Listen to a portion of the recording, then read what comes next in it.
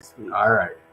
Then I'm going to hold you to it. Welcome back to the 2218 Attitude for Gratitude weekly live podcast. And yet again, for week 4 in a row, my face is on the screen. Let's take that off. There we go. You're looking at the beautiful structure of 2218 off First Avenue South. And there we are live. And I can hear myself in the headphones. Let's get it. Welcome back, everyone. Thank you for all the support. And remember that this is an interactive program, meaning interact. We have Patty on the show tonight, and Elena's in the house. So if there is something I bring up and you want me to elaborate, or you want me to ask some further questions, or there's something that I may have missed, just write it in the comments and we will be sure to address it. If you want it to stay anonymous, I'm going to put my phone number up. So will Elena, and you can just message us directly. And we'll make sure it doesn't go out over the World Wide Web, the www. So, also, if you're struggling, just please reach out. Keep your eyes on the comment section, and you can network through that, or you can reach out to myself, reach out to Elena. But we talk about it every week. Like, mental health is, and if you're struggling, please utilize whatever tools that we have. Whatever tools are out there, or any tools we talk about people's home groups, we talk about 2218. We bring up enough stuff where I'd hope you guys can figure out how to utilize some help out there. There's tons of help. We're in Minnesota, like the land of recovery. So we're going to do a little advertising here, and I want to first talk about the Gratitude Cafe. That is here at 2218 every Saturday night. Next week is another week I'm not going to talk about. Tonight is Friday the 14th. Friday the 13th. Friday the 13th. Gotta get my shit in order. It's Friday the 13th. Tomorrow is the 14th. Tomorrow's a good dinner. We've got spaghetti, meatballs, tossed salad, garlic bread, cake, ice cream, cookies, and water. That's all homemade type stuff. I talk about it every week. This Gratitude Cafe is one of the last few that you can go to one of the houses or one of these Alanos and get some good food for a very affordable price. Come down, eat some dinner. 6 o'clock is when she starts serving, and she serves until it's gone. Typically, she runs out of food within 2 or 3 hours. If you call down here, I think I know that you could like reserve a plate or something, but just come on down. Like, the food is good. It's homemade. It's made with some love. And as we started at the beginning of the football season, and we're going to continue with this tradition, is 2218 does have some events going on for the football game. They've got multiple TVs playing the football game, and they're serving hot dogs and brats and all that good type of food for the football games. I have something here. Vikings games, burger, chips, cookies, soda, water. It's $5. Come on down. You don't have to buy some food to come watch the game. So just come on down, do some fellowship. So we do have a Valentine's dance coming up too. The dance that we did over the New Year's was kind of the December and January dance. So the next dance is going to be Saturday, February 11th from 9 p.m. to midnight. You bring your little honey boo down and get your dance on. All are welcome. $5 at the door. No drugs or alcohol on the property, please. The Alano Society, Minneapolis, 2218 First Avenue South. Come check it out. I'll talk about it again before the night's over. And do not forget that there still is a daily noon meeting here. Mm-hmm. There was a meeting here that went on for quite some time, and then they relocated, but now high noon is here. They relocated from, I think, over them, but now they're here. So we have high noon here every day at noon. It's an open mixed AA meeting every day at noon. Not to mention all of the other meetings that go on here. There's an everyday NA meeting here. We've got CMA. I think we got young people with recovery meetings here. We've got Al-Anon, I think. Come on down, check it out. There's a big board right when you walk up. A big TV screen that shows all of them. You can grab a little piece of paper that shows all the meetings. And I believe we have one posted outside the front door as well. We do have Saturday night speaker meetings here. Come tell your recovery story. Requirements: 1 year of sobriety. To have a sponsor, service work experience. How will your experience, strength, and hope help a struggling alcoholic or addict? So if you're interested in speaking, come on down. Speak with one of the people at the front desk. We do have some forms. Looks like we've got speakers all the way through June right now, but we've got. I'm not going to explain them all, but like January the 14th. So tomorrow we got Clara R. from St. Paul's Uptown Club. February 4th, Terry B. from Plymouth, Anoka Today, Alano. And February 11th is Joe W. from Richfield. Let's see here. I've got messages saying that I can be heard well. Perfect. So, yeah, we've got a lot of speakers, and that's only going to be getting more traction as we go. Let's see, advertisement. Fight for yourself, man. Fight for your recovery. Every week I talk about it, and I will talk about it before the show's over, but come on down to 2218. If you're looking to volunteer, you come down to the front desk and ask if you can be of service, and they will have a form you can fill out, and they will figure out something that you can do. If you're able to donate financially, 2218alano.org. I have it on the screen right now. That's going to change. I'm going to be putting other stuff on the screen. But come on down, make a club, or make a club your club. Just get some recovery in your life, man. You hear us talk about it every week on this show. You hear different guests talk about it. Whatever works. So find your whatever works. What works for me might not work for you.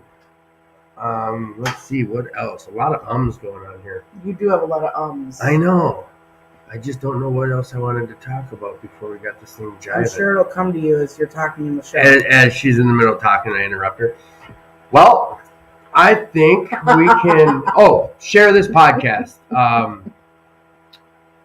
Share it with whomever you think could listen to a little recovery, or anyone who's interested in wanting to be on the show. If there's someone you think that would do well on the show, or that you'd like to hear on the podcast, shoot us a message or share it with them. Other than that, I think it's time we get going. What do you think, Patty? I think we should get started. Patty's in the house. My name is Patty, and I'm an alcoholic. Welcome, Patty. And who are you? I'm Elena. Welcome back, Elena. How's life going, Patty? Life is good. So let me tell you a little history. I know Patty from a meeting I used to go to in my first year of recovery. Religiously, every Monday I would go, called Tradition 5 over in Golden Valley. And they have tons of service options there, service work options. And one of them was Fairview Riverside, where I went to my inpatient treatment at. And recently, Jess and myself took on a commitment, and a couple other people that were alums of Fairview, and we reached out. Did she reach out to you, or did I? To go there and speak? Oh, I just signed up. Oh, that was through T5. Yeah. Yes. All right, then I thought it was a different commitment I had with Fairview. So we saw each other there, and I heard her speak, and I wanted to hear her speak on the show. So, Patty, could you just tell us a little bit about yourself and your recovery, and how you're at today? Sure. I'll cut you off in between. When I hear something good, I'm going to be like, hey, let's hear about that a little further in depth. So, what's kind of like your experience here? Again, I'm Patty, and I'm an alcoholic. And thanks, Tim, for asking me to do this. To be a service?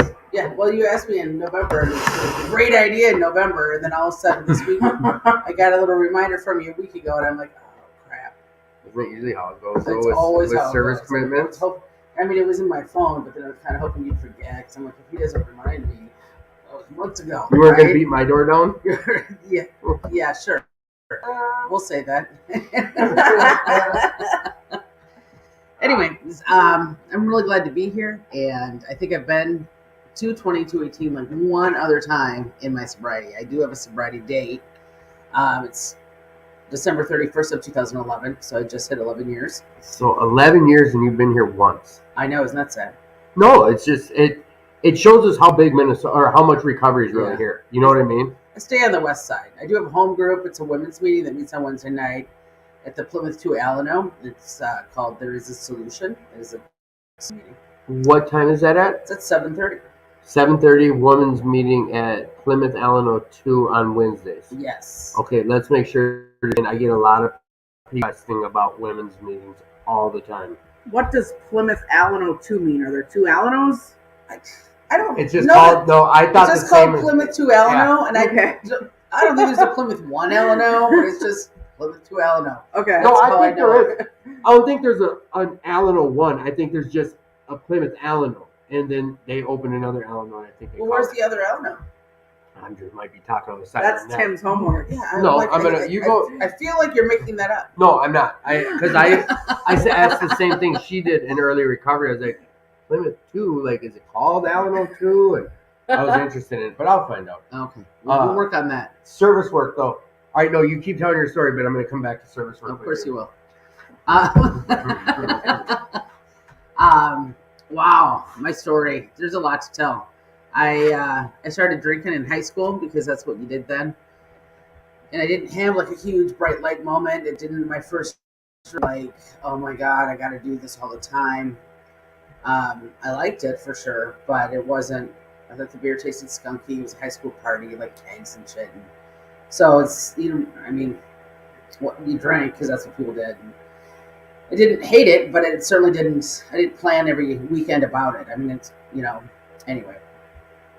And my drinking just increased throughout, the rest of high school, and then college got bad, and my life became unmanageable almost immediately, but I didn't see it. I mean, I drank for 30 years.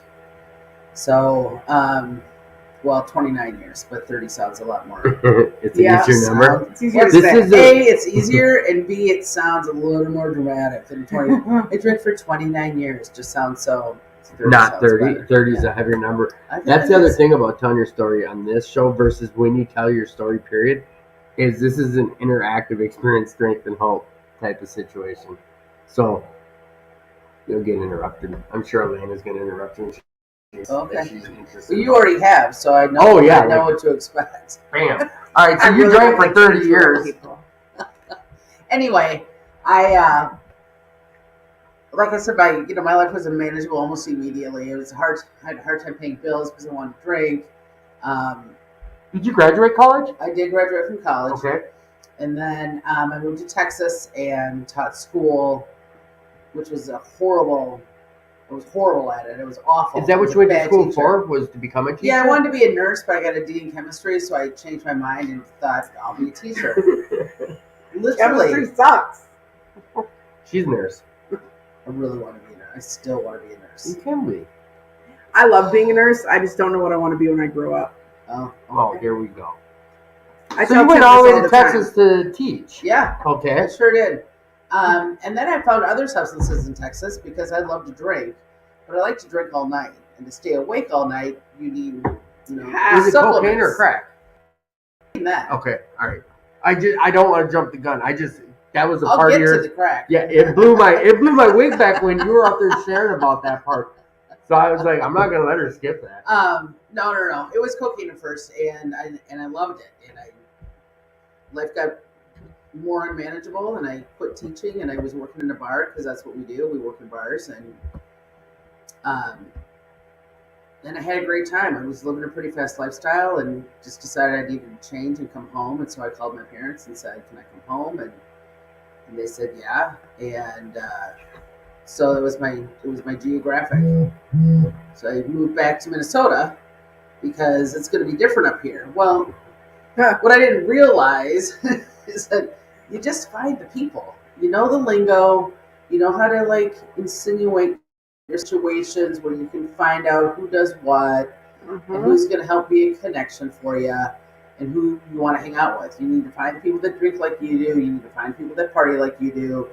And I didn't realize how easy it was going to be to find all that. But it was. Anyway, somewhere in my late 30s, I did switch over to crack because it was cheaper. Crack's cheaper than coke? Mm-hmm. Or it was? It was. Okay. I didn't know that. Well, it was at the time, but then it's like, you start doing it enough that, nothing's cheap then. Oh, thank you. So lost my mom when I was 38, and I started to really spiral at that time. She was in ICU for a week. She went in for an MRI, and then she had been given an overdose of insulin, and Was she diabetic? she was diabetic. Okay. And so we took her off life support a week after she went in for an MRI. So Very unexpected. very. Okay. So I had a bottle in the car. I had a dealer meet me in the parking lot at the hospital. I mean, it was awful. I was like managing, if you will. You know, it's like, well, this is what I have to do. Still need to drink, and I still need to stay awake all night because what if she like comes to? It's crazy. Anyway, about 5 years after that, my dad was diagnosed with cancer and was given about 30 days to live, basically.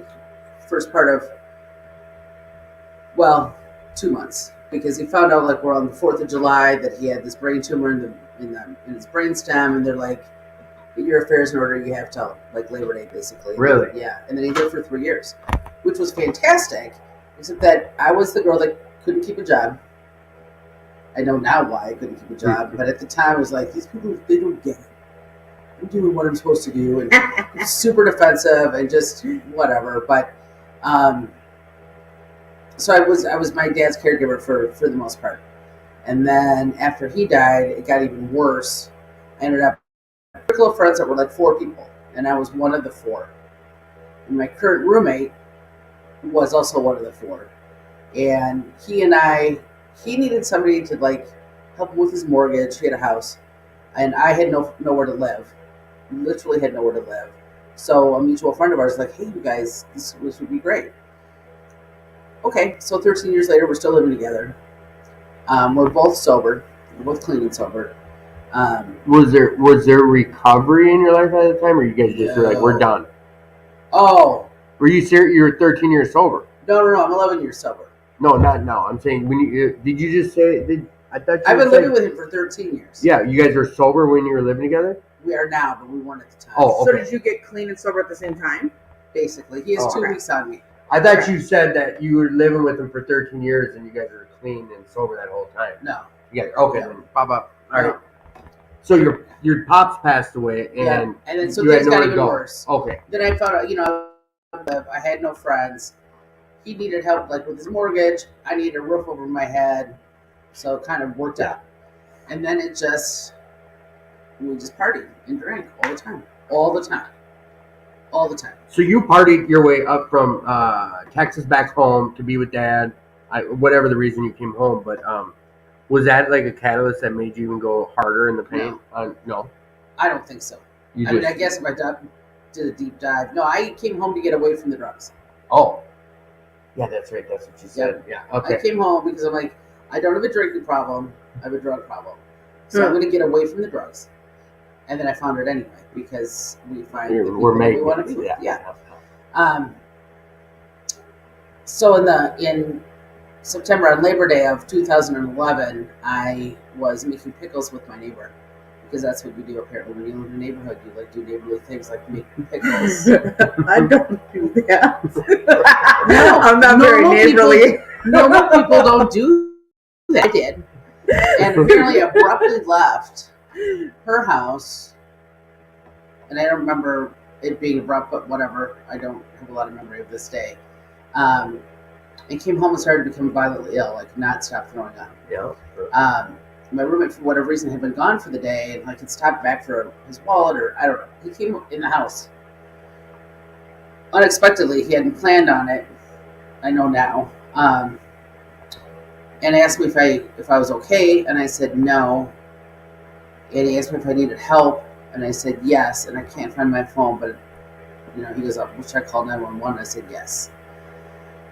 Now he says that that's incorrect. He heard me tell my story once and tell me after the fact that I was wrong. You're wrong. And I'm like, I've been telling my story the same way for 10 years. You cannot tell me it's wrong now. So what did he say happened? Because the wording was apparently I was like incoherent and couldn't speak at all. I don't remember it that way. Were you ill? Were you throwing up and like? Mm-hmm. Okay, so you're with the neighbor drinking or doing whatever. And... Literally not drinking, just making pickles. Oh, so it was just a pickle date. It was literally a pickle thing. So the ambulance comes.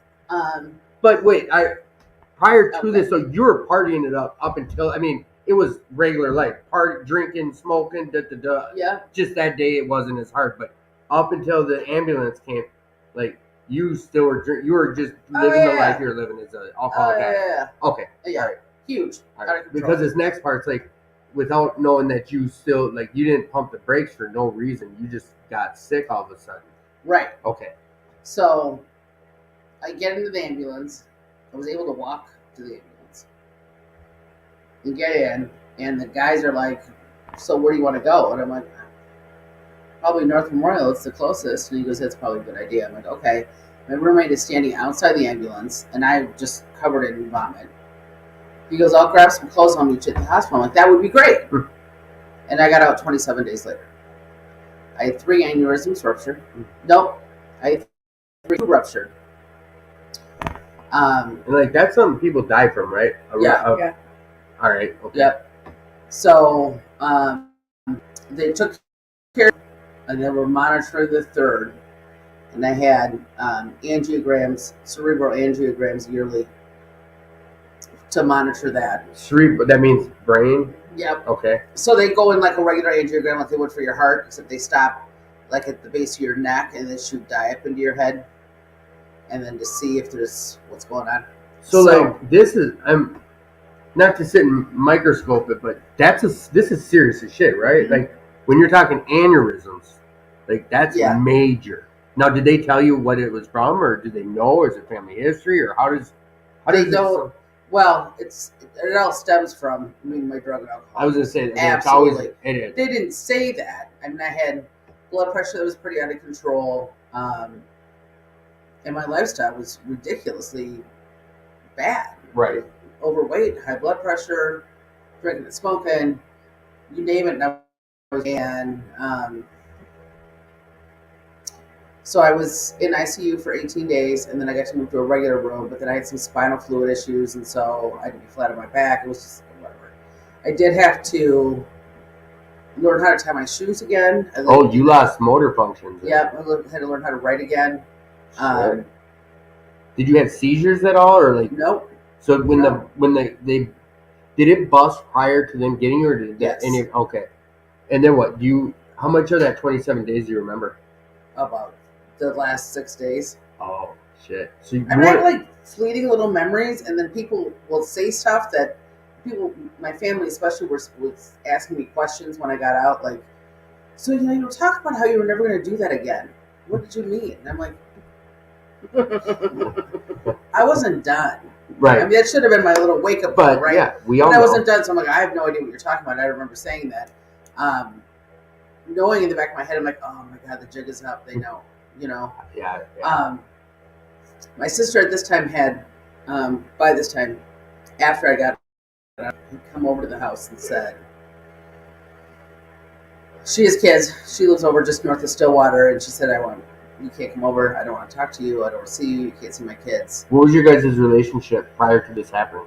We were pretty close. You were? Okay. Yeah. Big sister? Young sister? Oh. She's a year younger. Okay, younger sister. Yeah. Was this 27 days, was that the first time you'd been clean that long? Yep. Okay. Yep. Because, funny you say that, because I got out of the hospital, and I immediately made a phone call and went to the liquor store. My roommate comes home from work that day and sees stuff on the counter, me drinking a beer, and goes, "What are you doing?" And what's even funnier is that I still had hospital socks on. I literally got out of the hospital that day, and I'm like, I go, "Why? 27 days, dude." Yeah, I'm good. With your treaded socks on. I'm not gonna fall. I mean,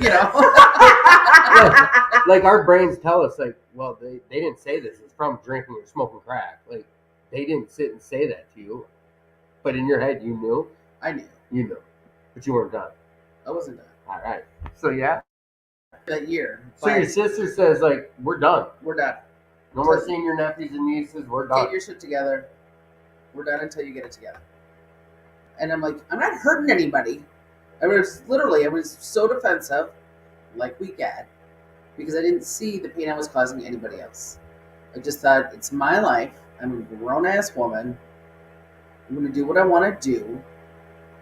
I'm not asking you for money. I'm not doing, I'm not doing the things that I thought people did in my position. Do you think she was trying to protect herself? I know we don't know what their thoughts are, but was it her protecting her and her family from like the heartache of losing you if it happened? Maybe. I don't know. I mean, it's just, you have to draw a line somewhere. Right. And maybe she thought that would be enough to like jar me out of whatever I was doing. Families don't know what to do. Well, of course they don't. Seeing someone they love killing themselves. It's Yeah. Yeah. That's got to be the hardest. But yeah. So, we would, our mutual friend that has to get Kyle and I together as roommates, I started going to Main Streeters. One of the four of you? Yeah. One of those, okay. Started going to Main Streeters at the Plymouth Alano, which is a noon meeting every day. And I went with him a few times. I'm like, oh, this is kind of nice, But you didn't make no decision to stop. Not at that time, no. I'm just kind of, I'm dabbling. A seed had been planted, we'd say? Yeah, a seed had been planted. So 610, it's on 610 Hopkins Crossroad, and I believe that's the only Alano. Okay. But anyone who's wondering, that's 610. That's Old Church. Yep, and they have tons. Yep. Don't they have multiple meetings there? They have meetings all the time. Yep. They have just men's meetings. They have women's meetings. Okay. They have open meetings. They have mixed meetings. So that's another outlet for meetings. If anyone's They're interested, on the west side. If anyone's curious, just reach out to myself or Elena or Patty, and we can get you more information. So one of your four friends is going to Main Streeters. Yeah. So I did that a few times, and whatever. I mean, it didn't stop me. It slowed me down, maybe. And on Thanksgiving, my roommate said, maybe we should go to church tomorrow. Weird, but okay. I've been to church a long time. Yeah, that'd be great. Well, we didn't. We went to a meeting at the church, and I cried through the whole thing. And I'm like, what are you doing? Because it's like I heard, the language. I heard people sharing, and I'm like, oh my God, that's me. And I literally bawled through the whole meeting, and still wasn't ready to surrender. You heard your story in other people. You were relating. I was absolutely relating. And then we did the whole, we're going to start going to a meeting. So we would go to Tradition 5 on Monday nights. And it was at that time, and they still do it now, but until you reach 30 days, you're asked to stand up, introduce yourself so that we can get to know you better. So it was like 3 days, and then it was 10 days, and then it was 3 days, and people were like, oh my gosh, it's just the good as tea, keep coming back. And I'm like, oh, shut all the way up. I like that. I like that. I can't with you and the smiles and the happy, and it's like you sound like Elena. I'm like through my shower beer, and you're like, oh, keep coming back, and I'm like, oh, just it was a lot, but I kept coming back, and then fuck all the way off. And then my roommate got sober on the 17th, and he goes, it was a hard life for him. And say that again. He got sober on the 17th. Okay, so that year, and it was a hard life for him. He was done, and I said, okay, I'm not quite ready for that. So, but I promised not to do anything in front of you, and I won't have it in the house. So you had mutual respect for him, and he was okay with that. Well, that was fine until it wasn't fine, and it was hard to make sure that I'm like, oh God, when is he coming home? I got to clean all this up, or. And then I'm like jonesing all evening because I'm not going to do it in the house, and whatever. That's neither here nor there. So I promised him that I would be ready to go. On Friday the 30th, it was a Friday that year. I said, I'm done. This is it. This is my last day. So then when I got up on the 31st, he goes, so we're going to go to a meeting tonight? I'm like, I said we would, and we will. And I was angry and pissed off. I'm like, I am overcorrected. Irritable, discontent. And so we went to an NA meeting. And I continued to go to that. I only tried one. I didn't look around, which was bad on my part. But I didn't know enough, and I was scared and all that other kind of stuff that we go through. And fear. Yeah. So I kept going to the same one, and I went to that one every week. It was a Saturday night meeting, not far from here. And there was a lot of, but I was still going to AA meetings also. And the difference in what I was hearing for recovery from my standpoint was there was so much hope in the rooms of Alcoholics Anonymous. And there was long-term sobriety. And there were relapses because for some people that's part of their recovery. It doesn't have to be, but it is for some people.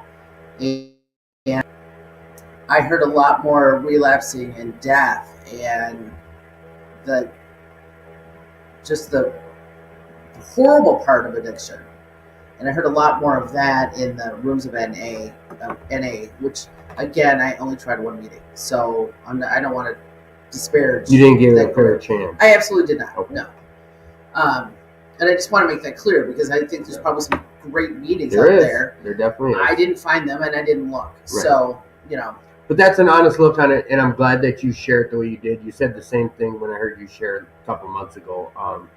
And that's something I wanted. We can pause for 1 second because I want to ask you about that and go further in depth because I'm kind of from the same class as what you're talking about. Is I had a problem with drugs. Alcohol, I could take it or leave it. But I've been going to AA for 5 years, and that's what's worked for me. And I was a junkie. Call it what you will. Your thoughts, I guess you kind of broke it down. You only went to one NA meeting. You haven't been back to one. You wouldn't. The question would be more or less like, I guess you can't because you've only been to one NA meeting. Well, no. I went to. Oh, you only went to one. I didn't try any other meeting except for that one, and I went to that several times. Okay. But I didn't try different ones. So, what is your thoughts on that for someone who comes into? What would you say to someone who's like, yeah, I was a heroin addict and I need to stop? Would you tell them, well, you have to go to NA? No, tell them find what works for them. There you go. And is that just through your own experiences, right? Yeah. All right. And I have sponsored women who have been heroin addicts and don't consider themselves alcoholic at all. Probably never have not drank much, if anything, ever in their lives. I'm like, well, you need to go where you're comfortable and where you hear the message. And it doesn't matter what 12-step program that is. It doesn't matter. Right. I always challenge people, like, whatever. If you're looking for some recovery, I challenge you, go find it. Whatever that may look like. Church, Buddhism, meditation, whatever it is, you can find some solution and get after it. Just get after it. That's the thing. Is go have an experience. And that's what I wanted. Like, I would hope that when you shared about that, I think that was a big thing that when you shared, like, you smoke crack, I was like, I just didn't see it. I didn't know that about you. Because I made the assumption you were an alcoholic and that was it. Because I knew you from an AA meeting and never heard your story. So. Well, and I identified, depending on the meeting I'm in, like when I was going to the NA meetings, I identified as an addict, and in AA, I identify as an alcoholic, and there's no difference. It's just, whatever you can find your solution. It is. No, but I mean, an alcoholic is an addict. They're addicted to alcohol. So it doesn't make them better or worse than, or an addict, if you identify as an addict, it doesn't make you worse or less than an alcoholic. You're still addicted to something. Well, in the last paragraph of how it works in the Narcotics Anonymous program, talks about alcohol is a drug. Yeah. So it just makes, for a guy like me, it made it easier to follow along the wording, because there's some people out there, they call them NA Nazis or whatever. They just say sober and then NA meeting they get goofy. But these things, that's when you said about the one meeting, like, I had a problem with Tradition 5. I left after a year, and my sponsor, like, I kept building this resentment this whole time, and I was staying out of spite the last couple months. And my sponsor was like, it was a big bowl of humbleness. And he's like, so there's a big problem with me. So were you part of that problem then? Like, if there's a problem with a meeting and I didn't stick around to try to improve it, and I stayed out of spite, like, I was part of that problem. And, like, I talked shit about it for 2 years until I figured out how to deal with it the right way. But I find that with all meetings, like Al-Anon meetings, CMA meetings, if it's not right for me, but if I find a problem with it, me personally, if I don't do something about it, I'm just part of the problem. I don't know. There's no question with that, Elena. No. It was my pedestal talk. So you end up going to you find Tradition 5 Yes. after you stop going to the NA meeting. Nope. I was going to both. About Okay. 2 weeks into Tradition 5, like seriously into Tradition 5, it was recommended to me that or suggested, you need to get a sponsor. I'm like, oh God, shut up.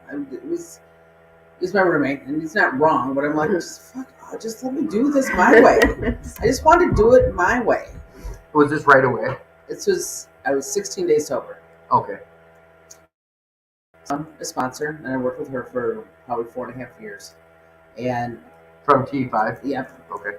We went to, right after I asked her, we went and heard her sponsor speak at New Hope, Illinois, actually. Mm-hmm. And we were sitting on the car waiting for her to come out, and I said, I just need to be really honest with you, and I just need to let you know that I'm really not an alcoholic. And that I'm also going to NA meetings, and I'm looking for a sponsor in that fellowship because that's really my problem. So I just want to be really upfront with you that I'm probably not going to stick with you for very long. This was at the beginning? Yeah, this is day one of us working together. A lot of people do that. So what was her response to that? Here's a good sponsor's response. She goes, she goes, that's fine. Yeah. Let me tell you something about me. And she told me part of her story. And we probably worked together for a while, but you're still not really going to get me because I am criminally unique. And then I think the next week she had me greeting, and it was at Tim, you know how Church 5 is set up. There's giant doors at one end, and then a small door at the other side. And I wanted to do the small door because almost nobody goes through the small door. She said, no, you need to go to the big doors. I'm like,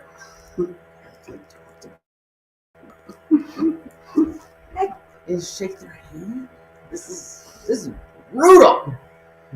Anyway, a few weeks in to working with her, this woman who was the co-chair of the meeting and like the job person had walked by me, and I wasn't working at the time. I was on disability for an illness from the prior year and whatever. Okay. And I was greeting again because that was my job apparently. And she was, hey, do you need a job? And I'm like, yes. All you think was, I have no money. This woman's offering me a job. I've been here like a minute and a half. This is fantastic. She just needed help with setup. And I'm like, it's not a paying job. Not a paying job. So then, of course, I think I can get out of it. And I go, well, I'm going to have to talk to my sponsor about that. And I don't have a car, and I don't have a license. She goes, well, I'll pick you up. And I'm like, okay, I just need to talk to my sponsor and make sure, whatever you can do to get out of being responsible. And that didn't work. She picked me up every Monday. So you did chairs? Coffee. I was the coffee. That was my problem. I got my chair position there. Yeah. In early recovery. Yeah, it was. I was so happy to. There's these little squares, and you count my squares, and they're perfect lines, and yeah, I was pretty happy with setting up the chairs. Fucking Eagle. Oh yeah, it was a space and a half. Yeah. My first service position was cleaning and emptying ashtrays. Yeah, because you're old school. That was honestly though, that was bad for my ego. Someone would come in and move a chair, or someone would try to help and be like, "No, that's my job." Like it wasn't good for my ego. So she saw right through your BS on that. Oh, she sure did.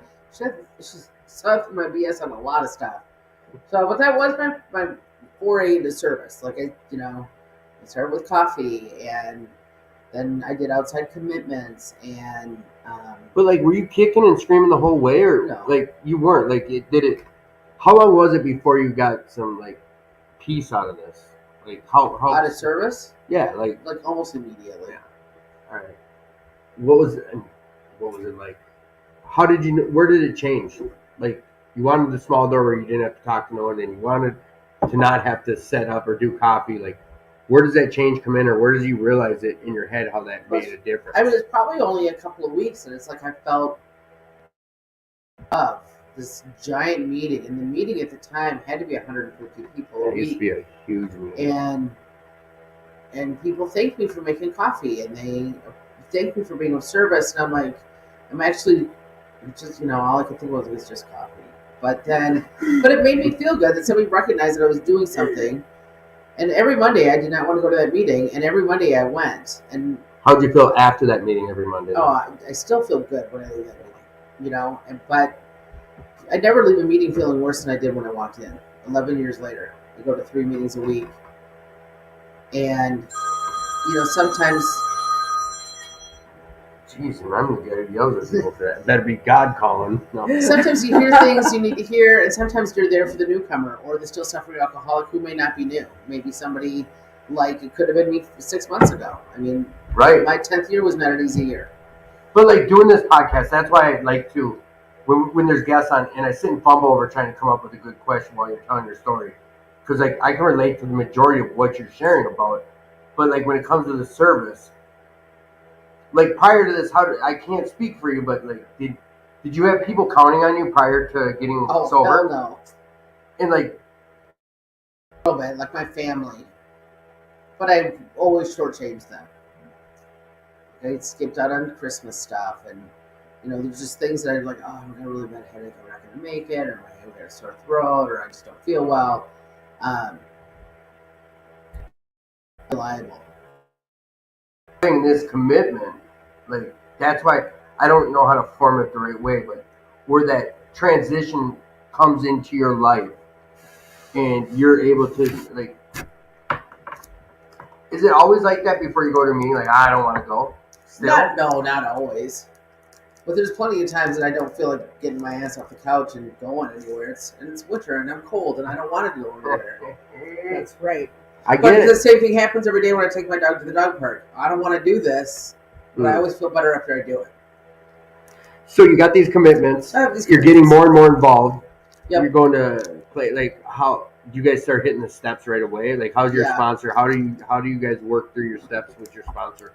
Well, we started reading right away and doing the steps, and it was, I guess I don't know how to answer the question. Yes, we started doing the steps right away. Well, some people, it took us 2 years to go through the steps, and some sponsors have people done with them in 2 months. Oh, it took us a long time, partly because she was going through them. My sponsor at the time was going through them as well with her sponsor. Okay. The trip between the two of them wasn't great, and they were roommates. And so things would stall on certain steps, and I didn't know any better.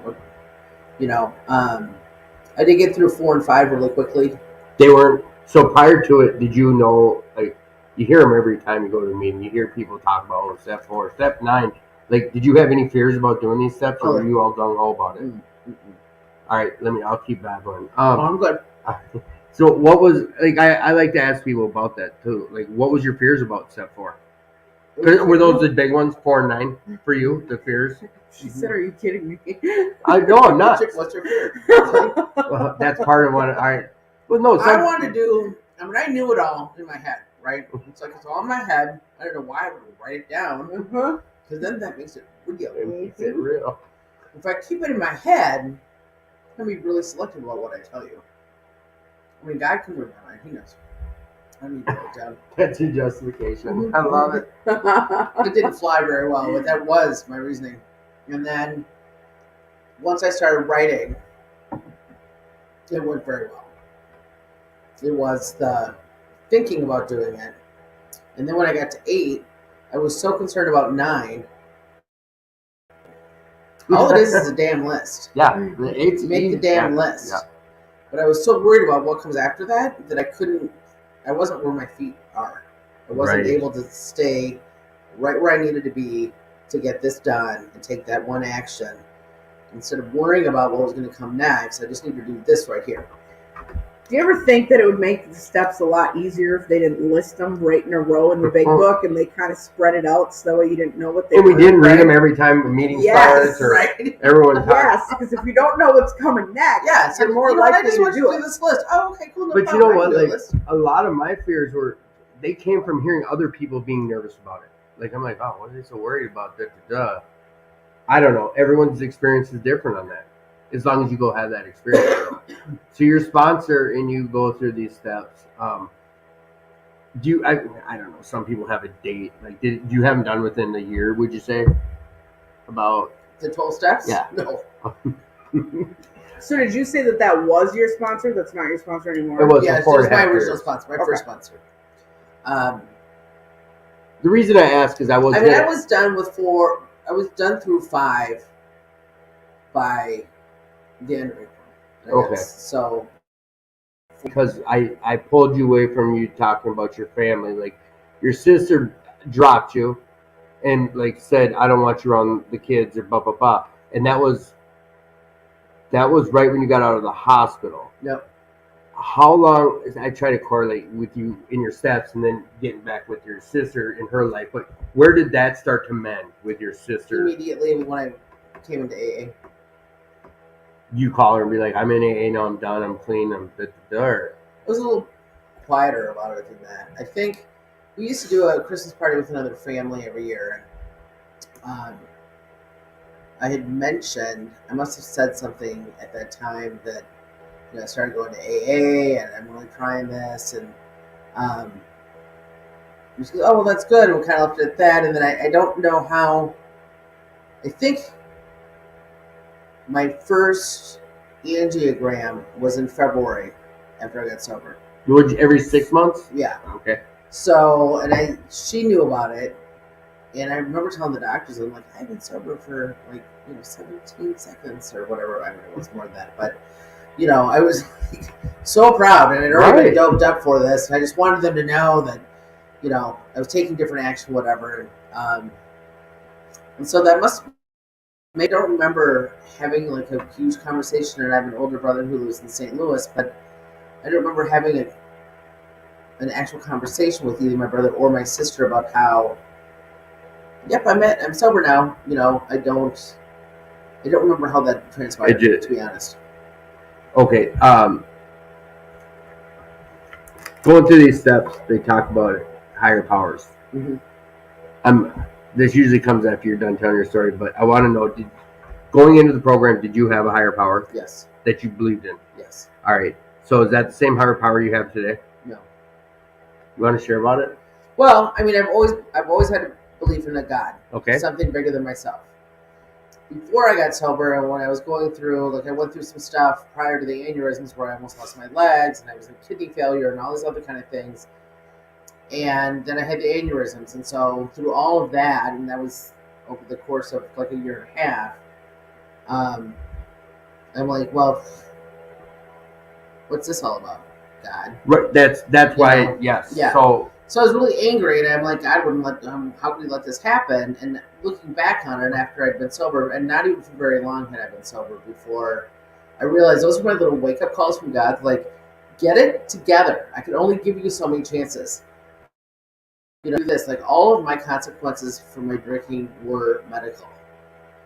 And I did go to the workhouse for a couple of weekends because I didn't have car insurance, and I kept getting. Oh yeah, you're the car insurance girl. You kept getting busted with no car insurance. You're not taking this seriously. You're just paying the fines and moving on. And I'm like, yep. Sure am. We paid the fines. Sure am. I like her. So I had a couple of weekends in the workhouse for that, and I don't know where I was going with that. But no, we're talking about higher power, like sidetrack. Right. So God, you're like, why God? Why me? Right. This is bullshit. Yeah. There's no. Yep. You're not. Was it? You're not real. Or you're like, screw you, God. Kind of screw you. Okay.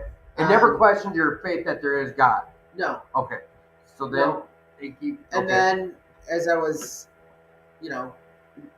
moving into sobriety, I did not have a problem with it, step 2, because I believed in a higher power. I knew that I wasn't God, even though I acted like it.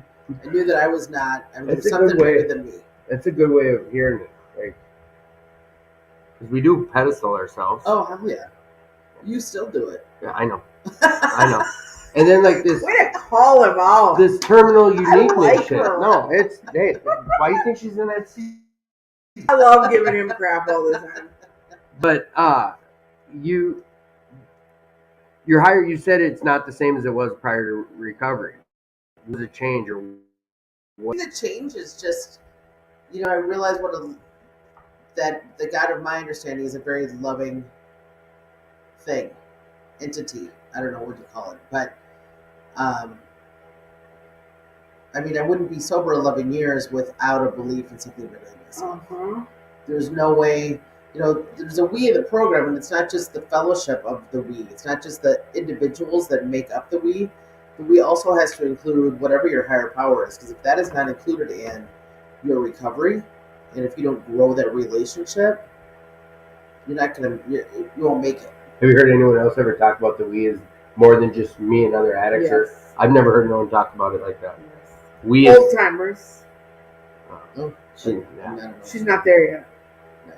Not at 11. No. well, she's been dabbling since what, for 30 years? 1996. Good for you. That's I when she just got 4 started years. dabbling. Yeah. You started. Yeah. But no, a lot of people You got a don't head talk full of about AA that. back then. Like the Uh-huh. first word is we. A lot of people don't talk about we being. You hear about us, like it's me and the fellowship is we. You don't hear a lot of people say that we includes like my higher power too. It has to. No, and But that's what I'm saying. I like how you share about that, and so, and you keep saying something. Is it God for you, or is it For me, Jesus it's for God. you? Okay, all right then. For me, God is all encompassing. So that could include Jesus. That's not. I don't need to like separate that because Okay. it's one. It's one for me. And for you, in how do you utilize that when problems arise? How do you utilize your higher power getting through situations? And we have a lot of conversations. So you pray, you talk, you Yeah. lean on them, you give it over. Is that something you're able to do? Is just give it up and say, all right, it's in your hands? I say that a lot. It's It easier doesn't said than mean done. it happens. Sometimes a I lot. yell at my higher power. Dude, good for you. What do you say?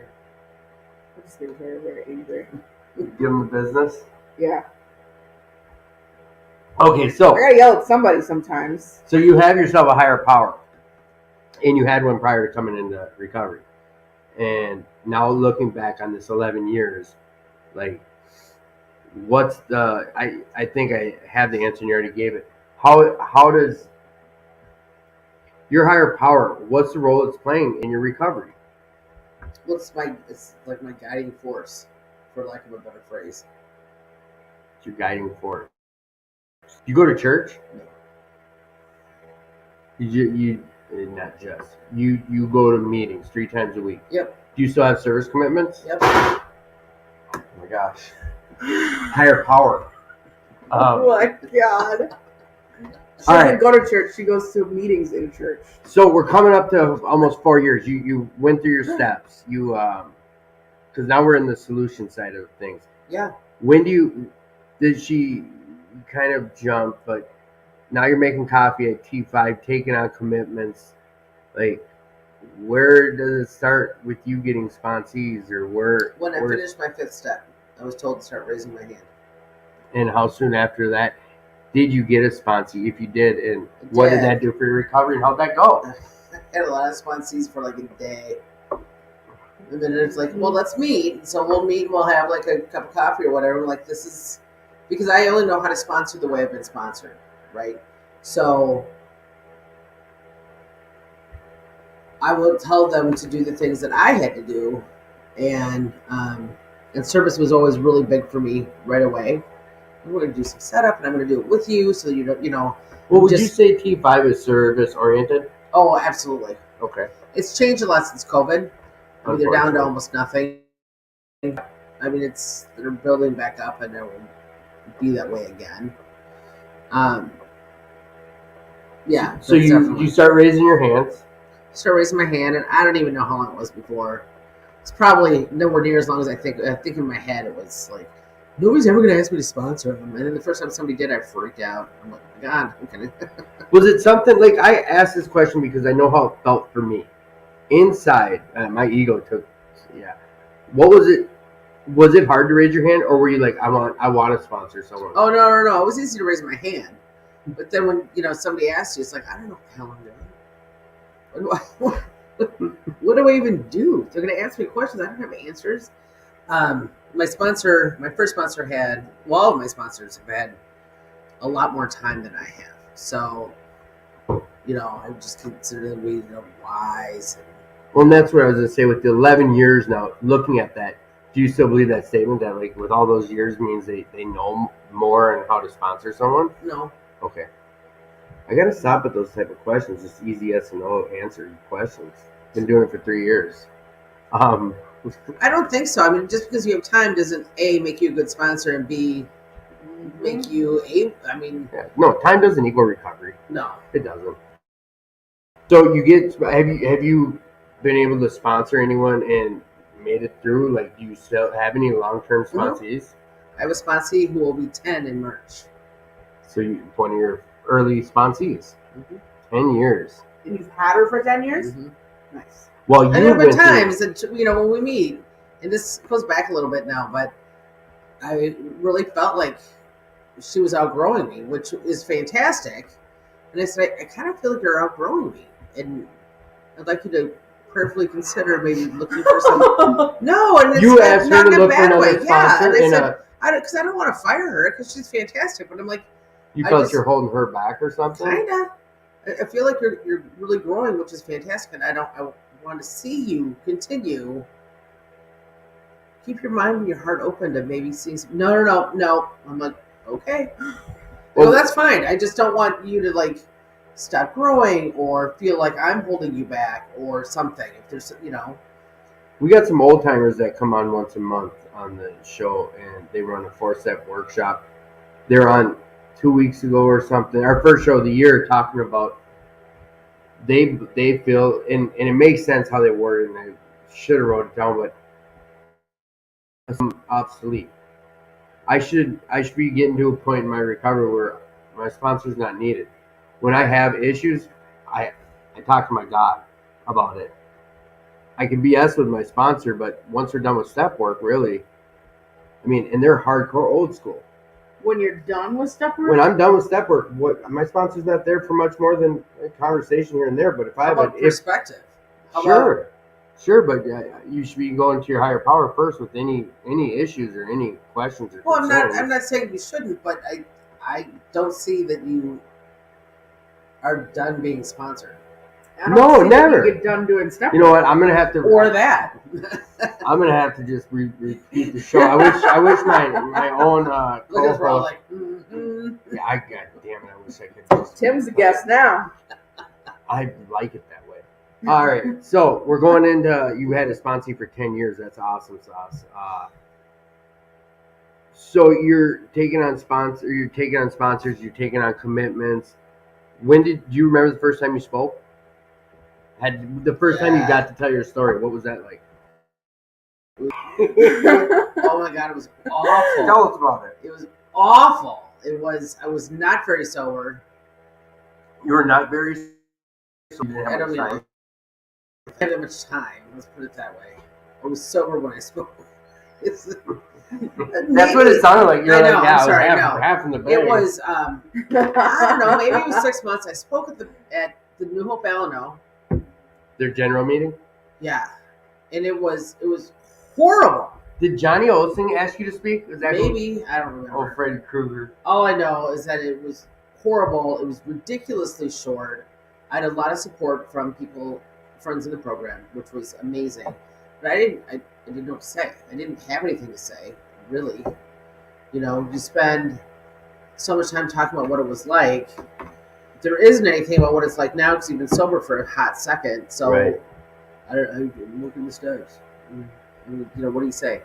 So it probably wasn't wise for me to speak at that time. Well, someone shared with me once that it's when you don't have much solution, you can't share about much solution. No. When early recovery, if you're asking someone to speak, you should expect to hear a lot of their experience. Because that's all I have. Yeah. And that's what, I'd like to go to speaker meetings and hear people in long-term recovery because I want to know what it's like, moving forward from year 5 or 6. You know what I mean? It's like the bubble is gone. Your pink cloud is kind of over. You're just you're not getting recognized every 30 days for being a fantastic sober person. It's like, life is kind of settling in. And it's like, now what do I do? What does this look like for me for forever? you know, and forever's a really long time, and I don't even like to say it, but because nobody knows. So, hurdles. In early recovery, what were some of the biggest hurdles for you? Like, what were the biggest hurdles that you ran into, and how did you overcome them, if you have? I don't know. I think communication got really hard really fast with my roommate and I, because we were so used to doing and being and partying and drinking, and talking was no problem. We knew everything about each other no matter what. And then when we got sober, it's like, okay, we can't talk now. And that has taken a long time to. You still live with them? Yeah. She said for 13 years. That's where I got, yeah. It's taken a long time to try to be like normal people. I don't think we're there yet. Really? Like, he's still in recovery? Yep. I couldn't stay if he wasn't, and I wouldn't be allowed to stay if I wasn't. That's just how it is. That's just how it is. It's just understood. So, how was honesty for you in early recovery? Was it an issue prior to recovery? Oh yeah, I lied about everything. Just like without even thinking, a lie would just come out of my mouth. Like it wouldn't even occur to me to like think about telling the truth. Second nature? Yeah. It was the normal? Yeah. So and now I can't lie. I'm like, really. How did that? Everyone's experience is different with starting to become honest. Does any of that stand out for you when you started to become honest or being able to tell the truth? What was that like for you? Being able to be honest with stuff. Did it take a lot of work or like? I feel like it. Because I don't. When I look back on early sobriety, I don't remember that being a challenge. To be honest, I mean, it was hard. I had a hard time with my family being really honest because I didn't want them to know everything. You know, it's like I wanted to be real selective in what they knew about what I had been doing. But with others in my life, you know, like I said, my circle was so small that all of my friends now were sober people. So I didn't. Four? They're all sober now. No, it's just Kyle and I. You and him. He and you. So, step 9, these amends. What was that like for you with family? Oh, it was fantastic. Oh, what are you being? Yeah. Really? Yeah. How did it go? Like, I mean, you say fantastic, but was it? Some people say freeing, or you're able to get. The reason we do these things, and there's people that listen that aren't in recovery. Right. There are plenty that do. So that's when I'm explaining some certain things. You're probably like, dumbass, we know this. I know, but when the reason we do these things is because it's less weight on our shoulders. Because some people get thirsty over those secrets or those lies or these things that we, make amends for. I don't know, your sister, whoever, people that were close that you made amends to, I imagine family was in there, right? Oh, yeah. So, how did that go for you?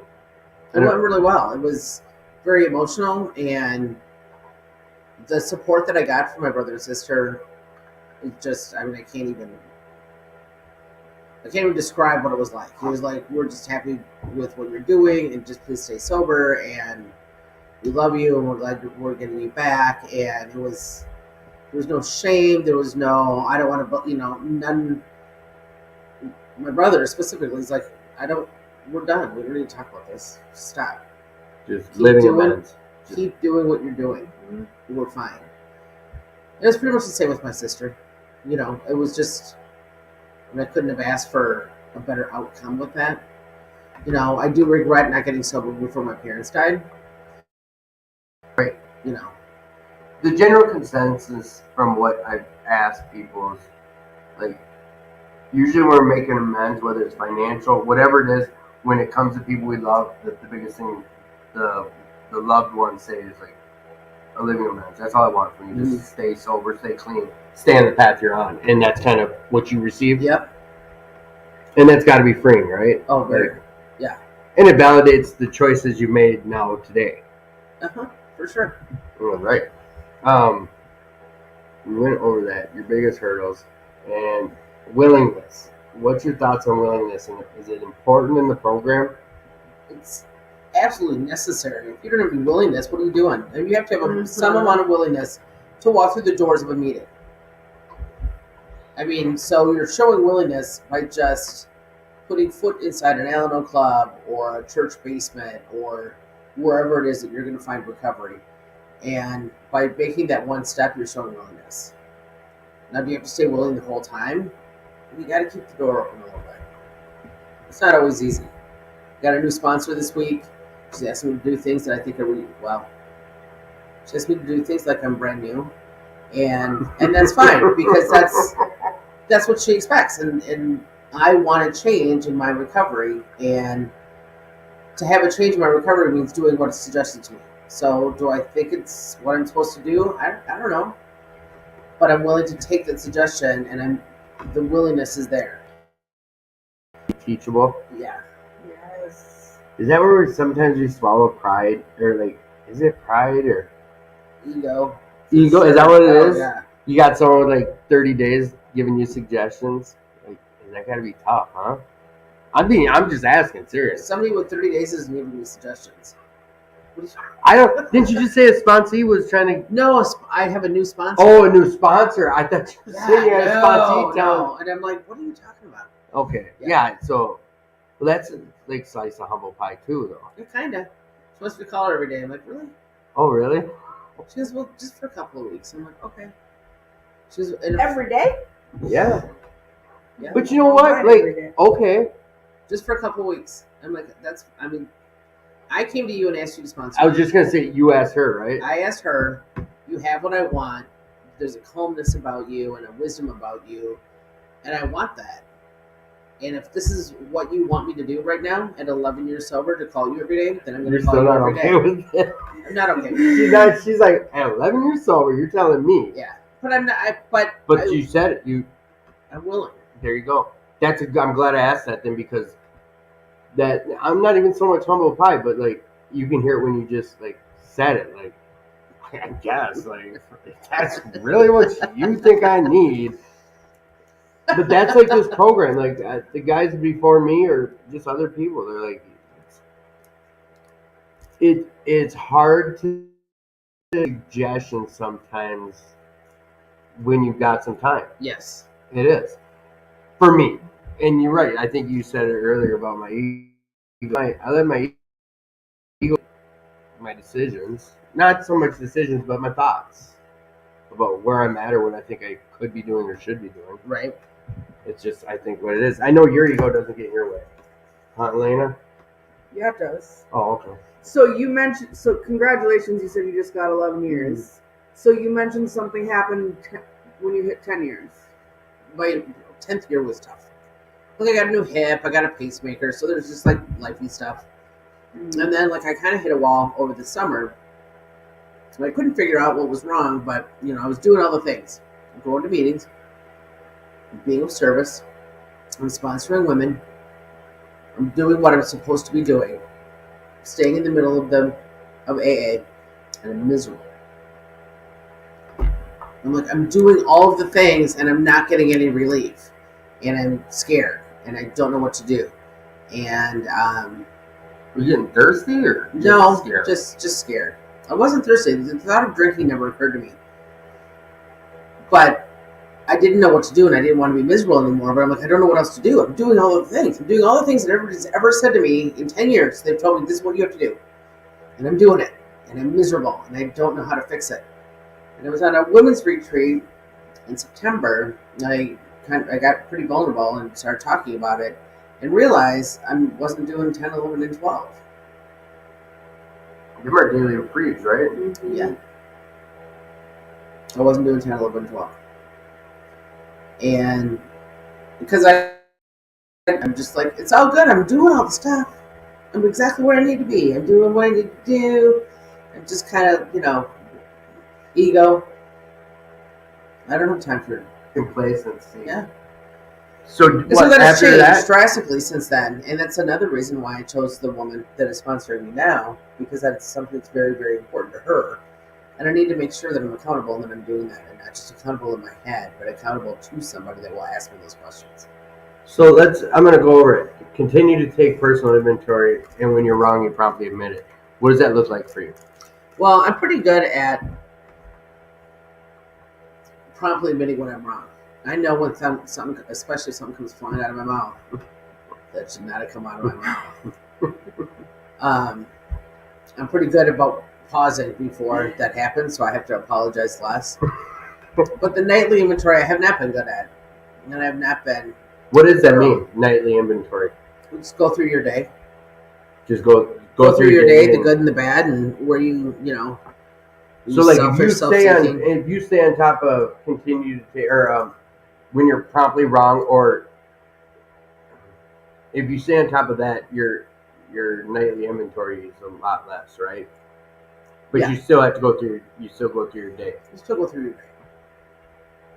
And you said if I do good on 10, then I hope to not have to go through a huge step 9 again. You just talked about steps. Do you finish your steps and start back over? Yep. You do. So for 11 years you've been... No. Oh. I've gone through some sponsoring. I will be doing them now, again. With this but new sponsor? I'll do like the little mini 4 steps on situations or people, work, whatever it might be, so I can see where my part is, and I can see and I can get the ick out. Because I heard at a meeting a couple of weeks ago that you can take the alcohol out of the alcoholic. All that's left is the ick. I was wondering what you're saying. Love get the ick out. So when you do a mini 4 step, do you do it because you want to do it or because your sponsor suggests it? I do it because I want to do it. So I hate when my sponsor suggests it. Right. And if you hate it, it's probably because you need it. Yeah, of course. But and then I put it off. And so since you started in September, since you started doing 10, 11, 12 more, things have changed? Yes. I'm calmer. I'm a nicer person. Things don't come out sideways as often. Do you meditate? Mm-hmm. What does that look like for you? It's really just quiet time for me. Some days it's 2 or 3 minutes. It's always in the morning.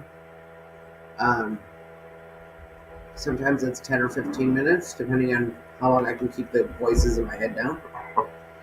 You know, because there's a lot going on up there. So it's not like you sit and say a mantra or nothing. You just, no TV, no music, no nothing. You just sit quietly. Yep. Sure.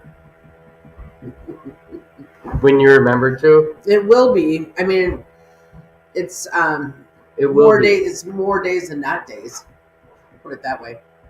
You say it will be. Does that mean because this is a suggestion? That's my goal. No, it's your goal to have it daily. That was another question. Do you write out goals? No. Have you ever written out goals? Like in sobriety? No. Yeah. So like in my life, yeah, but not in my sobriety. What do you do for your? I guess it's recovery, but is there anything above and beyond what we know about in the program that you do for your life to better yourself? Like, do you have any other? I guess I brought up meditating, but I don't know. Some people, I don't know, go for a walk. Oh, you talked about like with your dog. Oh yeah, we go to the dog park every day. What kind of dog do you have? It's a shepherd mix. Shepherd mix. Is it a rescue dog or? No. Okay. But what's funny about this was a sticking point. Is that we had a dog that we had to put down. Mm-hmm. And then we talked about getting another dog. Actually, we had a conversation I told... You and Kyle? Yeah, I told Kyle, I said, the plan was always I was going to stay until Clue passed. Well, Clue, I like that. Clue's gone. I don't know what you want me to do. Should I stay? Should I be looking for somewhere to live? What, do you want to move? And I go, no. Pretty comfortable. Anyway. So we started talking about getting a dog. And I said, I really want a rescue. He said, I really want a puppy. And I said, I don't want a puppy. A lot of work. A lot of work. Mm-hmm. He goes, well, I really don't want a rescue. And I'm like, all right, I can. And then I think we're still in negotiations. Literally a week after that conversation, he walks in with an 8-week-old puppy. And I go, so we got a puppy. And he goes, yes, but it's from the Humane Society. And I go, oh, okay, because nobody takes cute puppies. He had sat there all of his life. I'm like, I'm not gonna love this dog. How long before you fell in love with that thing? About a second and a half. So he sleeps with me. I take him to the dog park every day. I feed him. He's your puppy. He's your dog. I am his human. Yeah. How old is your dog now? 5. What's your dog's name? Cash. Cash. It's a boy? Okay. I was trying to get that, but I didn't know. I figured with the name I could get it. What's the responsibility? Do you have any kids? No. I have a dog. I was gonna say your dog's like a kid, right? Right, but I mean, I didn't have this one until I was sober. So, was the other dog from before you were sober? And was it you and Kyle's dog? Yeah, it was Kyle's dog, and okay. I moved into that. What kind of dog was he? A Vizsla. What's that? A what? A Vizsla? Yeah, that's just a clue. Her dog's name was Clue. That's my daughter's favorite movie. Clue? You ever seen that? No. I think so. Is that with Colonel Mustard? Yes. Colonel Mustard.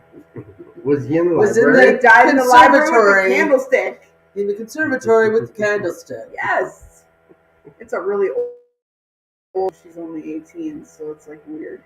What's the name of verse? What's it? Vizsla. Here, I'm just going to look it up because I've never Vizsla. Bizzla. Got it. Oh, okay. I would Oh, it's never like call it that. It's almost like a Weimanreimer. Yeah. It's the cousin to a Weimaraner. Yeah. But they're red. It's like a short-haired Irish Setter. Yeah, that's a beautiful dog. Yeah. We had a pretty German awesome. short hair for a long time, and that's Weimaraner German short hair is Vizsla's Now he's got the cutest dog ever. What kind of dog you got?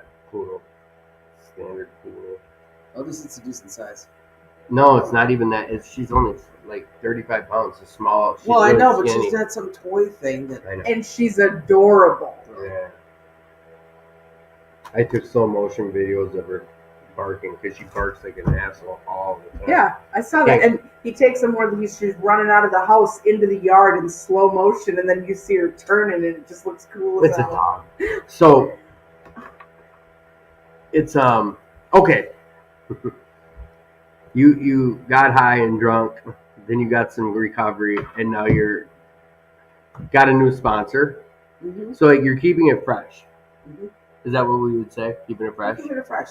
And what do you say when someone asks you to do something that, like, come on a podcast or speak at a? Well, you signed up for that.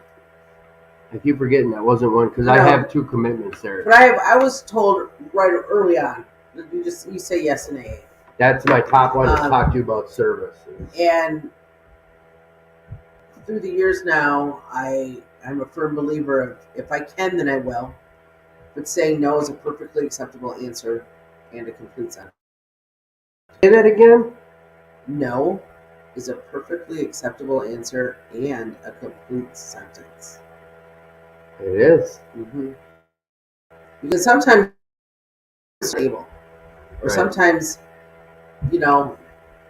there's such a thing as overcommitting yourself to service. Have you experienced that in your recovery? Yes, What was that at? About year 2? probably. It seems like that's about most everyone's is around 2 and 3. You're so gung ho and you just want to And I want this, and I want everybody to have it, and I'm just going to do everything. Yeah. And so you do everything, and then it's like you burn out. Mm-hmm. We had a girl really involved in this show who got really involved with stuff, and then she was part of the board, and the next thing you know, she was pissed off at everyone. Started only going to one meeting a month.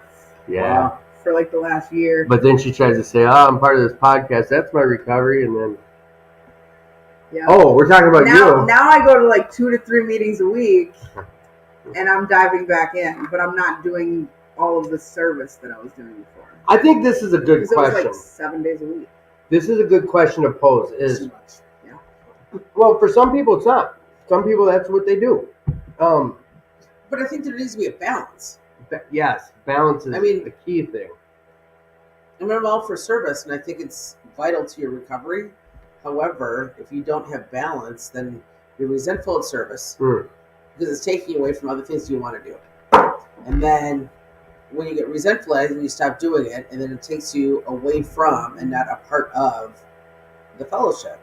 And so, I mean, I have a sponsor right now who's very active and stuff, and she took on this commitment with Mini Pa, and went ahead and did that. We didn't have a conversation.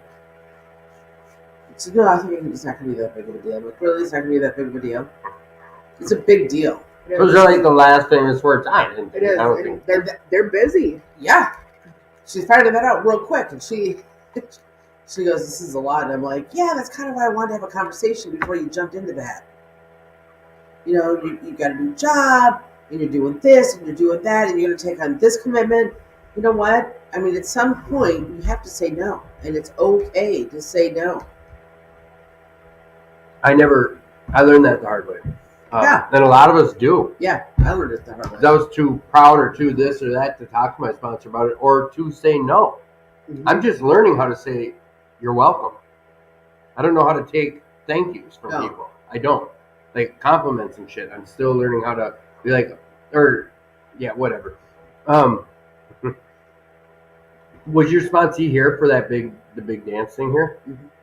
Yeah, they're starting to come here more. And I know the club's reaching out to them because it was big for this club to have them here. But it was good to see that. We had our podcast during that night, and they're walking through there. A lot of them were like, "Oh, I didn't even know this was here." And it's a big mansion. That's all this is some old mansion. And it was real cool to see the young people here.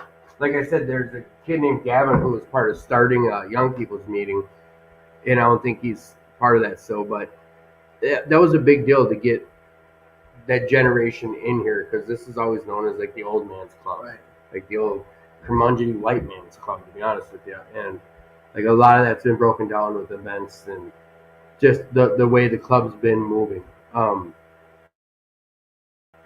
Good. So sponsoring, is that as important as how is sponsoring women in the program important to you? It's vital to me. What do you mean it's vital? Well, it keeps me sober. I mean, it just. Pretend I wasn't in this program. I didn't know what you meant. What do you mean it keeps you sober to have a sponsor or a sponsee? Because it keeps you. I don't know. Nobody's ever asked me to explain that before.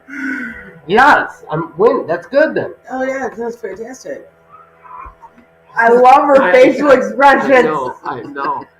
And you got to know her too, because otherwise you're like, she thinks that's fantastic.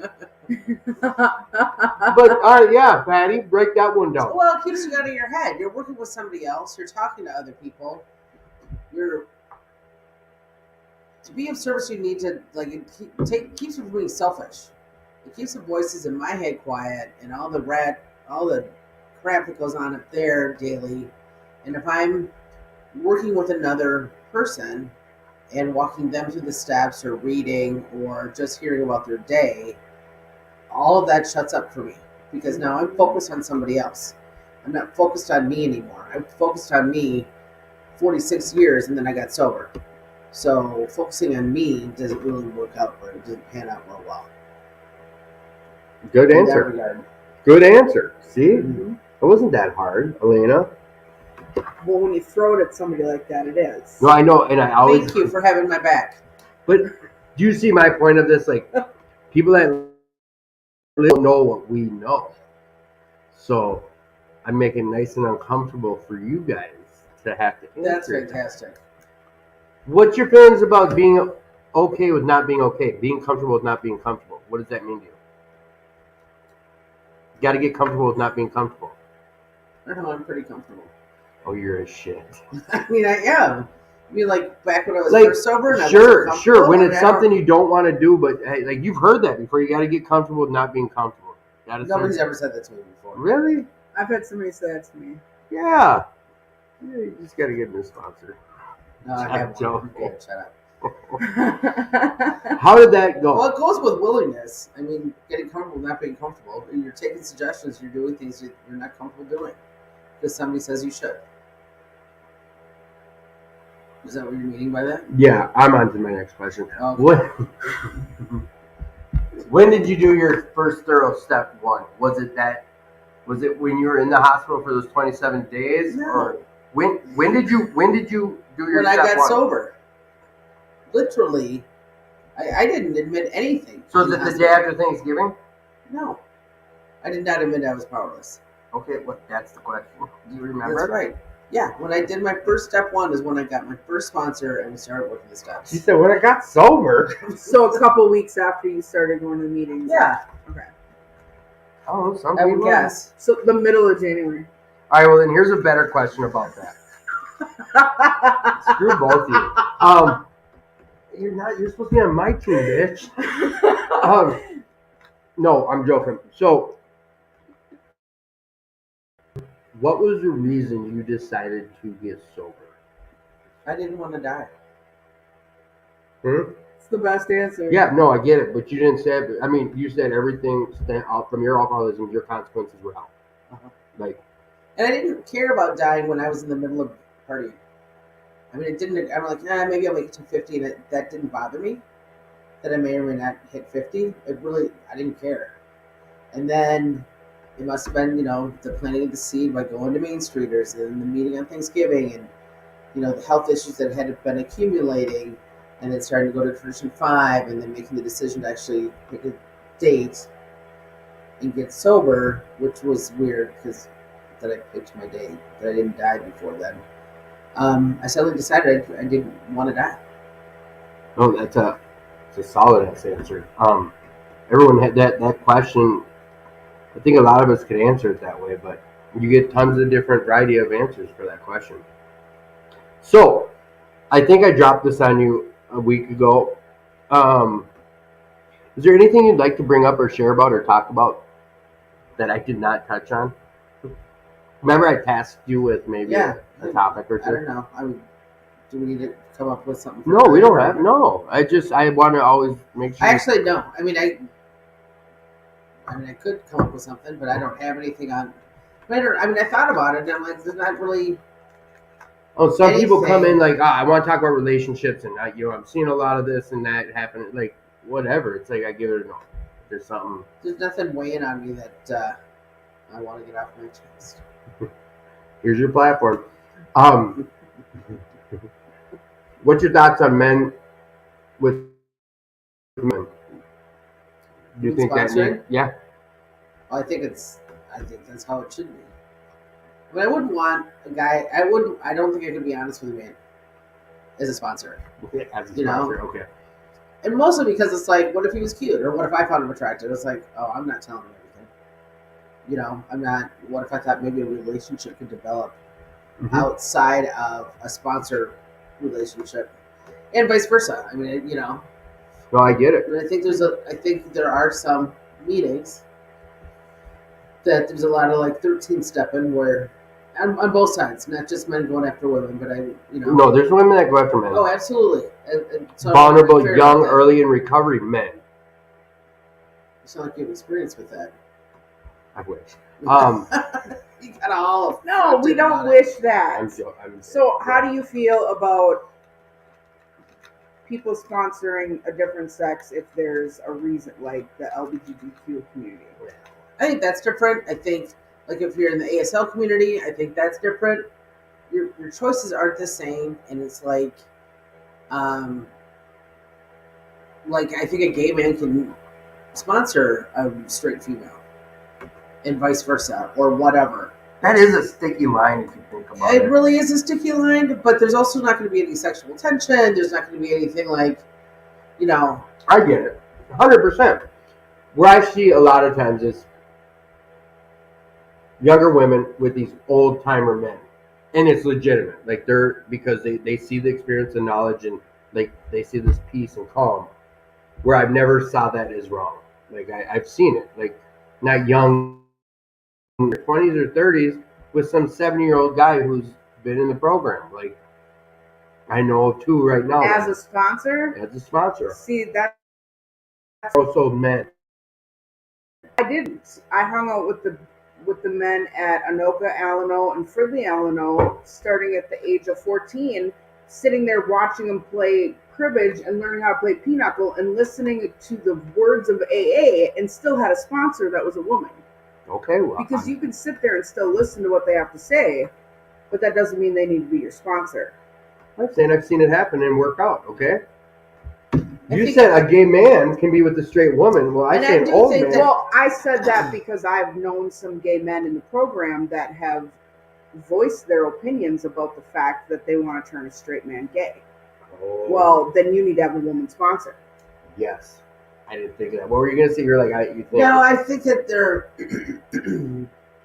are people with some very long-term sobriety, 25 plus years, that may be looking for a new sponsor that may be female, that there may not be other females in that if they're looking for a specific like sobriety range, for example, and the only way they can find longer term sobriety than maybe what they have is with a man. I know I think that would be yeah. that might be okay. I mean, I don't know. I think it's, as a general rule, I think it applies, and I think that, are there exceptions to the rule? Absolutely.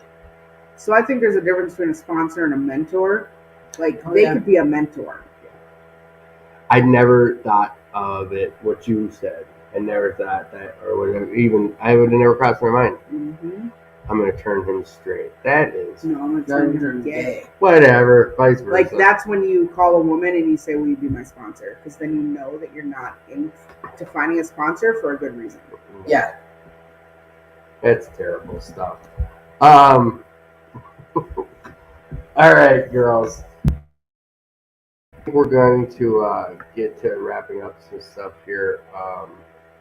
Elena, is there any other questions or stuff you want to bug Patty about?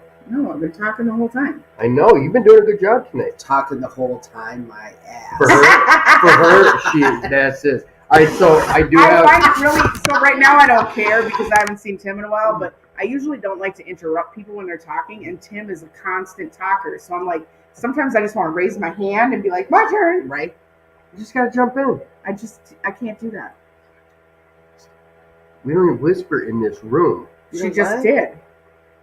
Listen, I'm tired. would you? Past my bedtime. You're lucky we switched our regular hours Oh, at yeah, 9 that's to why I didn't 11. do this in December. Are we doing Timmy time right now? No, we're gonna get to wrapping. Although I have got some, I thought you were about to read a dad joke. I've got some show canceling jokes here. No, we don't want to cancel the show. No, these are good though. They're worth it. No, I'm joking. So, Oli and Lena. I love Oli and Lena. All right. Well, they got married and they're on their honeymoon, and Oli and Lena are getting up to the hotel room, and it's time to consummate the marriage. So Oli takes his shoes and socks off, and Lena looks down and says, "Oh my gosh, what's going on with your feet? What's that on your toes?" He's like, "Oh, it's a case of scoliosis." And she's like, "Oh, okay. I guess I can deal with that. So Oli commences to taking his pants off, and she looks at his knees. She's like, "Oh my gosh, what's going on with your knees?" He's like, "Oh no, it was a bad case of measles. Don't worry, it was just measles." She's like, "I can deal with that." Well, that's. Oli just drops his pants and drawers, and oh my gosh, she's like, "Oh no, it's just smallpox." Oh my god. That's a dirty dad joke. It could have been worse, guys. Oh my god. And the rest of the dad jokes I wrote down, you just can't tell tonight. They're just not. They're show cancelers. Yeah, we can't tell none of these ones. I didn't Then update don't. them, but I want to. You can tell them later. Yeah, stick around for after the show. We'll tell them. Sorry about that, guys. So I told someone that we have on the show quite a bit, JP, who started Hope Dealers. He sent me some information about some stuff that I'm going to just share real quick. It's the city of Minneapolis is giving away free computers. They're available for Minneapolis residents. To register, you contact Sandra Brick at sandrabrick@state.mnus. I will put the I'll put the phone number on here to reach Sandra about information. The pickup event is Tuesday, January 17th from 12 to 3 p.m. North Minneapolis, 800 West Broadway Avenue North, and Tuesday, February 7th from noon to 3 p.m. South Minneapolis Career Force Center. That's 777 East Lake Street. There's qualifications. Free desktops and laptop computers are available for eligible Minneapolis residents through PCs for People. Please sign up at Career Force Center MN prior to the event and select whatever you would like, a desktop or a laptop. During registrations, you'll also need to select one of the 2 pickup events to attend to receive your device. So it's not a guarantee, but if you are a Minneapolis resident and you need a laptop or a home computer, check out this stuff I was telling you. You can always reach out to the Minnesota Hope Dealers organization. That's what I suggest you do. Reach out to Minnesota Hope Dealers organization, and they can walk you through getting a free computer. So, also, 2218 has its Sugar Boo Honey Pie dance coming up, the My Valentine Dance, Saturday, February 11th, 2023. That's this year. That's this February. That's February 11th, from 9 p.m. to 12 midnight, here at 2218 First Avenue South. It's in the auditorium, and there's talk of the Icky Pop being involved again with this dance, like New Year's or the prior to. Scott told me about it, but it's not set in stone yet, so I don't know. But I do know for a fact that the dance is on that date. Jane's Gratitude Cafe is amazing. Tomorrow night is spaghetti dinner. Come on down. Sunday, they are doing the football game here. Don't cheat yourself. 2218 with some hamburgers and hot dogs and all that jazz. It's $5. You can come watch the game for free, but if you want to play the food, it's like a $5 donation to the club. So I strongly suggest you come check that out. Also, Jane's Cafe, fun food dance. Geez, there's something else I was going to tell you kids about, but The meeting? yes, there's a high noon meeting. Oh, I was going to tell. All right, cool. So, and Jitters is the meeting that was here forever at noon. They have found a new location, and I know Jitters is still going on, but not here at this club. This club now has another long-standing meeting. They just relocated here. It's called High Noon, and it's an awesome open mixed AA meeting every day at noon in the auditorium. Come check it out. Every day at 6 p.m. there's a Narcotics Anonymous meeting here at 2218. 6 p.m.? 6:30 p.m. Doors open at 6 p.m. That's every night. There's a Narcotics Anonymous meeting here. There's multiple AA meetings here throughout the night, multiple other NA meetings. There's CMA here. There's tons of meetings here. What do they do here on Fridays? There's a podcast. Oh. And there is an NA meeting. There's 2 AA meetings, and then there's a late night AA meeting, I believe. So it is January 13th. Next week, we have someone named Jeff coming on the show. It's been in my calendar for I don't know how long, so I think it's Jeff, Baldhead Jeff. Biker Jeff? Yeah. I'm going to message him. Please do, because that's the only Jeff I can think of. That's next week. We got Baldhead Jeff, Biker Jeff coming on. And then the 27th, we have Elena and Mike as our key guests on the show. We're going to make Mike speak. So will be somewhat of a feat. And then I like that he's quiet. I bet. I bet. So on the 17th of February, we have Scott and Missy that are going to be on the show. They are volunteers here. Scott's got like 30 years of recovery, and Missy has a couple years. But she's been monumental in that Phoenix Narcotics Anonymous meeting that's still going strong. And Scott, they're both the main volunteers here at 2218. When you walk in, he's the bald head fella, and he's the one who's always super friendly, willing to help. And so is Missy. So she's not bald headed, but she's very nice. And them two are volunteers here at the club. We talked about service work tonight. It's very important for a lot of people's recovery. But if you want to come check it out, come check it out.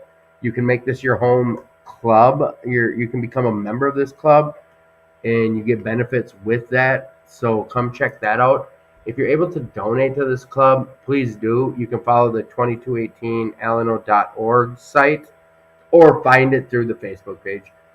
And as always, this show is your show. This is my ego will let you know it's not my podcast. It's your podcast. So if you have ideas for it, if there's a guest that you'd like to hear on this show, returning guests, whatever the case is, coordinate with us. Let us know. We are open to suggestions and also share this show. Like that's something we like to talk about doing is sharing the show. Last thing, Saturday paper. We have speakers here. And Yeah. no, you started looking at it. You grabbed it and started looking at it. Grab. Oh, and I folded it up and started writing on it. Alamo Society, Minneapolis, Saturday night speaker meeting. This piece of paper tells us if you would like to become a speaker here. You can follow on Zoom.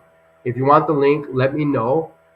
I will copy and paste it because it's just too damn long. Or you can just reach out to me. I can get you the information. Tomorrow night, we have Claire R. from St. Paul Uptown Club. February 4th, we have Terry B. from the Plymouth Anoka Alano. February 11th, we have Joe W. from Richfield, Suddenly a Thought Group. And March 4th, Paul E. from Plymouth Rojo Recovery Group. Other than that, I'm babbling. So, Patty, what are you grateful for in life today? I'm grateful for my life today. I mean, everything I have is because of recovery. So there's not. I mean, I don't even know how I would list everything that I'm grateful for. Things that pop in your head, but the life thing's pretty awesome, and I like how you backed it with the only reason why is because of recovery. Oh, for sure. Yeah, it's good. That's how we usually end up the shows. Ask our guests what they're grateful for. And I'm it's grateful life. for my life. And then I break it. I mean, I can break it all the way down to Get to it. I Break have it down. hot water. I have a roof over my head. I have food in my belly. I can go to the grocery store and get food. You know, I don't have to. I don't have to worry about where my next meal's coming. I don't have to worry about things like that. I have a license, a driver's license. I have a car. I have a job. Someone texted me, and I this wasn't interrupt worthy. Nothing against the question you had. I was gonna get Patty. One last question for you that came in via text. We brought up you driving without insurance. Mm-hmm. How did that have insurance yet? No, I'm serious. Someone asked because we breezed over it. Like, I spent 2 weekends in the workhouse. I drove without insurance until I got sober. I drove without a license. I drove for years. For years, none of it mattered. It didn't matter. You drive drunk. You drive high. Blah blah blah. Go get your drugs. No license, no insurance. No license, no insurance. Oftentimes, not even my car. But you got into recovery, and then what?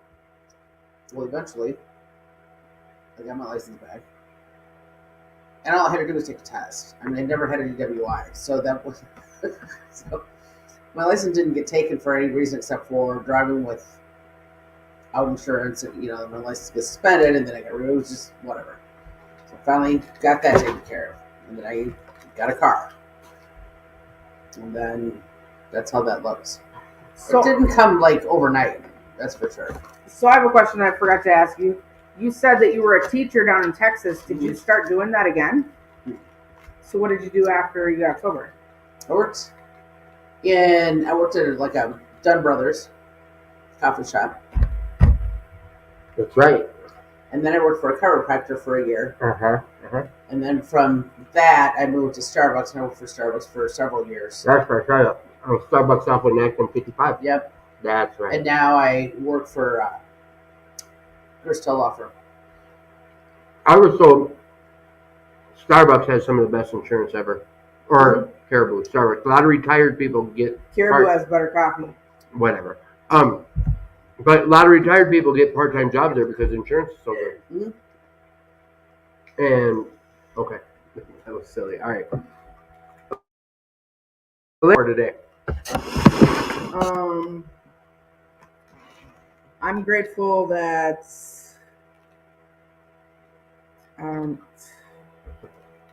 I don't even know. I'm serious. I'm grateful that things are looking a little better at home. Um, and things are getting a little bit better for my daughter. I didn't share about none of that when you weren't here. I wasn't here last week because my daughter went through another one of her mental health breakdowns where she felt like she was better off dead. And tonight she's at home with her boyfriend watching her. So, Watching her? well, he's with her because I'm No, right I mean there. it's bad. It's like that. Yeah. So, I find myself going in her room 3 to 4 times a day when she's taking naps, just to seeing if she's still breathing. Are we worried about suicide? And she's 18. She's said it a few times. Well, I share about this all the time. We know mental health is real, and I put the hotline up there. So just if you're struggling, I beg of you to reach out, whether it's that phone number, Elena's number, or my own. Please reach out. Someone hasn't told you yet today. Let me be the first to let you know I love you. You are loved. You're worth fighting for. Don't cheat yourself out of some happiness. You hear us assholes ramble on about fun stuff we do in life today. That was the other thing I didn't ask Patty about, was like what kind of fun stuff she does in recovery. Matter of fact, Patty, what kind of fun stuff do you do in recovery? Or do you not do anything fun? I just don't really do anything. I'm really dull. I'm old and dull. And it's winter. And it's winter. There's Thursday night bowling at Blainbrook Bowl. There's Monday night bowling at like tonight they had Blizzard Bingo at New Hope. There's tons of activities that happen at all sorts of these Alano clubs. I know that a lot of, like Eagle Brook Church, Serenity Village, where I go to, Tuesday nights has a recovery meeting, but they have other stuff, like you can make sandwiches on Mondays for the homeless, and then on Saturdays you can go out and deliver food. There's tons of stuff to do, recovery based or faith based. So anyone out there looking for something to do, like, there's tons of shit to do. We do have fun in recovery. Just like you hear Elena share about it, mental health can be a detriment. So do whatever it takes. Reach out. Is that all right? Oh, is that really sour? Please reach out if you're struggling. Just know there is some help out there for you. Unfortunately, we're in a state that helps out if you can't afford it. So please take advantage of that. And again, we love you. Thank you for the support. And we will see you next week with Jeff. And if he's not on, there will be someone else. Adios. Me hago.